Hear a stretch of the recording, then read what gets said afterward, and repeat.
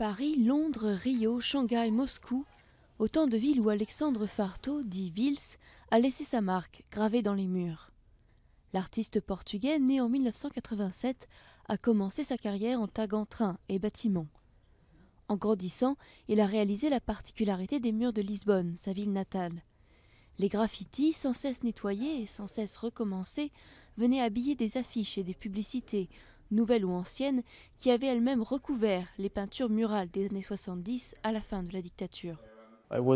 J'ajoutais juste une couche supplémentaire à celle qui se superposait déjà sur les murs, et du coup, j'ai commencé à me demander comment je pourrais jouer avec toutes ces strates que personne ne semblait voir. J'ai commencé à creuser, à travailler avec les couches inférieures. C'est presque de l'archéologie contemporaine en un sens. Une archéologie des villes et de l'instant présent. L'exposition Devoid, dépourvue, rassemble à Londres les œuvres qu'il a réalisées cette année avec son équipe. Loin des tags illégaux de sa jeunesse, ses portraits valent entre 7 000 et 15 000 euros. Mais même en studio, Vils s'inspire de la rue et travaille à partir de matériaux de récupération, voire des déchets. Vieilles portes, plaques de métal ou encore polystyrène. Comme ses portraits en 3D, où les gratte-ciel sculptent un visage qui donne sa forme à la ville. Je laisse les panneaux d'affichage, le métal ou le bois que je récupère, dicter le résultat final.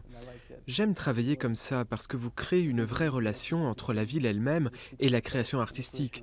Et quand vous sculptez une image, un portrait, vous ne savez jamais ce que ça va donner. Les quartiers déshérités et les murs menacés de démolition sont ses zones de prédilection.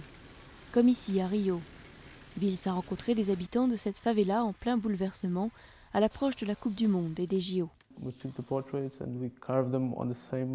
Nous avons tiré leurs portraits et les avons sculptés sur les mêmes murs qui restaient de maisons qui avaient été saisies. C'est juste une façon de faire en sorte que l'œuvre résonne et aussi de donner une voix aux gens. Le résultat, des regards gravés dans la pierre qui interpellent les passants.